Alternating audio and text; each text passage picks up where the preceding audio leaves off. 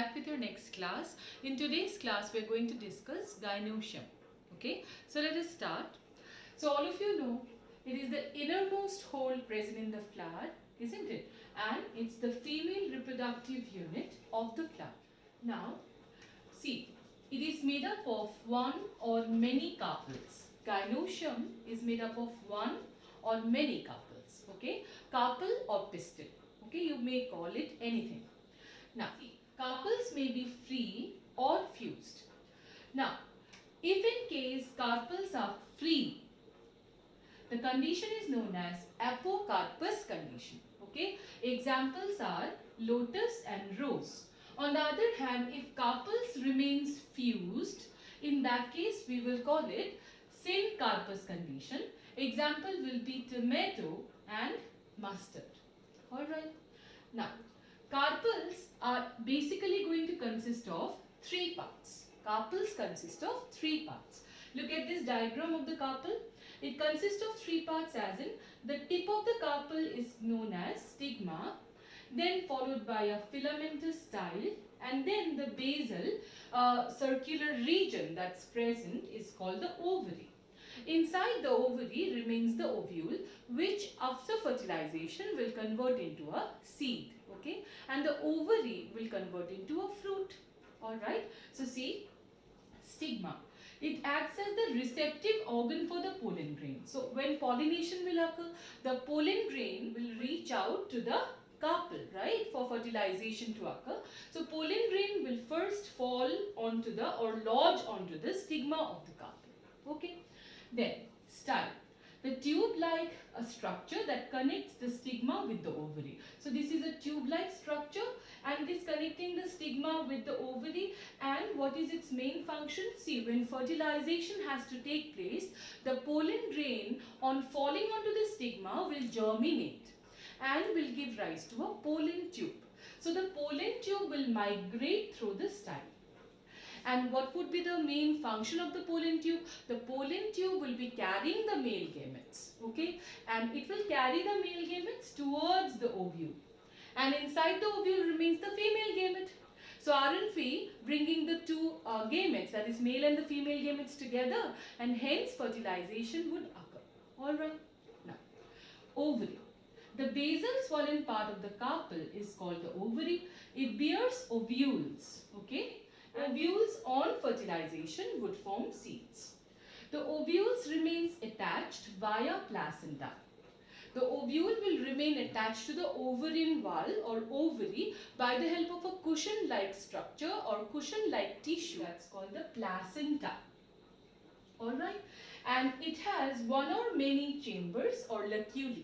See, inside the ovary, one or many chambers might be present, and those chambers are known as laculas. Singular is laculus and plural is laculae. Okay, so that will again give rise to many conditions. How many laculas are present inside the ovary can give rise to this many conditions. See, unilacular means the ovary has only one chamber. Okay, single chamber. Like for example in pea. In case the ovary consists of two chambers, we'll call it bilacular. It will then look like this. Example is mustard. Next, trilacular. Of course, there will be three chambers present or three laculas present, isn't it? So this is how it is going to look then. Example is asparagus. Then tetralacular means four chambered. Example is ocimum. Then pentalacular, of course, 5 chambers or 5 laculas.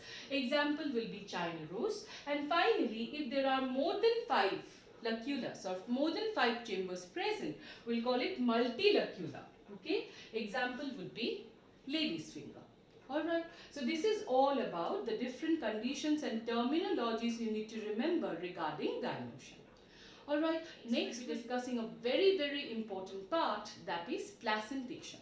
So now let's start with placentation. So what is placentation at the first place?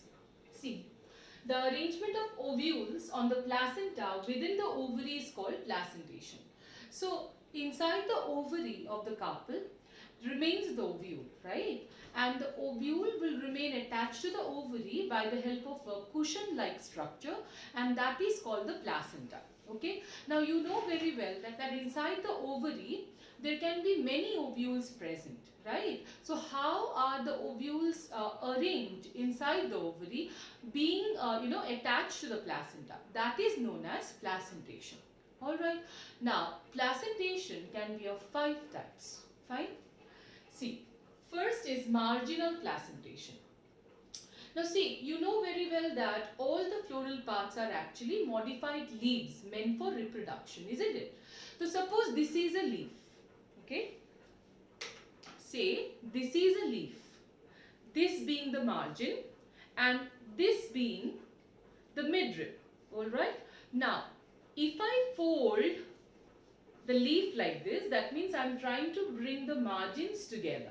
Alright, won't I be getting a hollow cylindrical structure?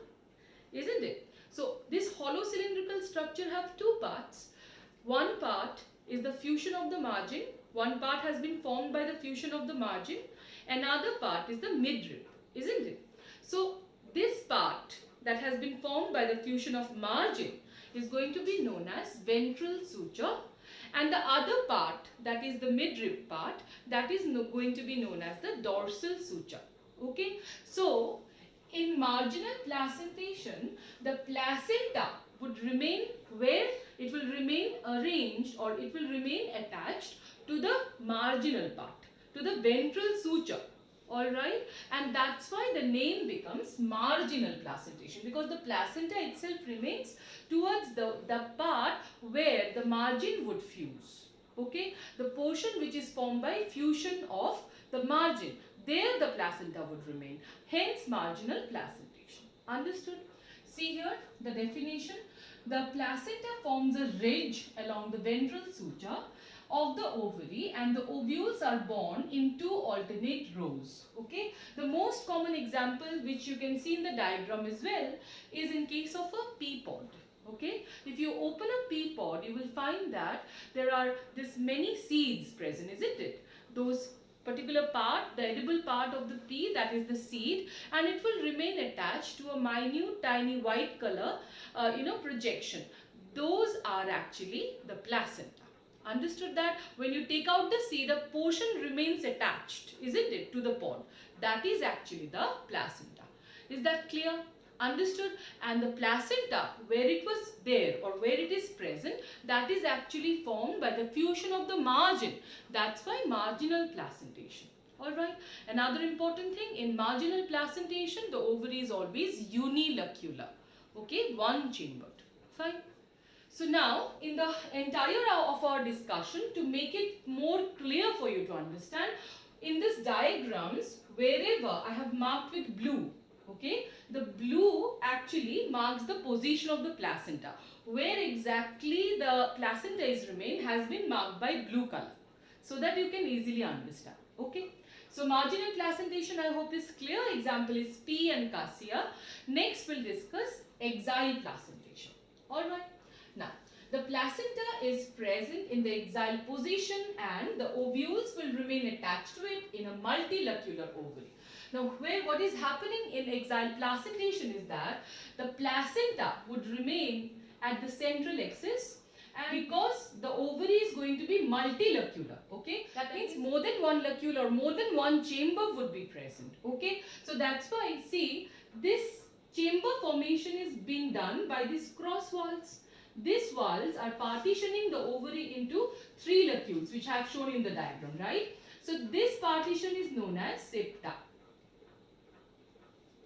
Okay, so by the help of septa, there will be many locules in the ovary, and the placenta would remain at the central axis, with which remains attached the ovules. These are the ovules, alright, which are arising from the placenta. Example would be China rose, lemon and tomato. Again, I'm telling you repeatedly, this chapter is all about examples. You have to remember the examples properly, otherwise you won't be able to score in this chapter. Alright. Next, parietal placentation. Now, the ovary is unilocular here again. Just like marginal placentation, the ovary is again unilocular. But it appears to be bilocular due to false septum or reticulum formation, and the ovules develop at the periphery. So see here, from the diagram you can easily understand that basically here that the ovary is unilocular, right? But then there are certain kind of extra projections arising here, due to which in this diagram you're getting an idea or you're getting an impression as if this ovary is trilocular, isn't it? 3 chambers, 1, 2, 3. But is it been formed by septa formation? No. It's been formed by some false projections which are known as replum. Okay, so in that case, do remember, in parietal placentation the ovary will be unilocular, but due to false septum or replum formation it might appear to be bi or trilocular. Okay, another important thing, in parietal placentation the placenta is at the periphery. Here it was at the center, here it is at the periphery, isn't it? And because placenta is at the periphery, of course the ovules will also arise from the periphery. Understood this? Alright. So examples will be mustard, argemone. Next, free central. The ovules are born on central axis and septa are absent. See, just like in case of axile placentation, here in free central as well, the placenta is at the central axis from which arises many ovules. But then in case of axile, there were many chambers present due to septa formation, but here septa are absent. That's the difference. Example, primrose and dianthus. Last is basal placentation. The placenta develops at the base of the ovary with single ovule attached to the placenta.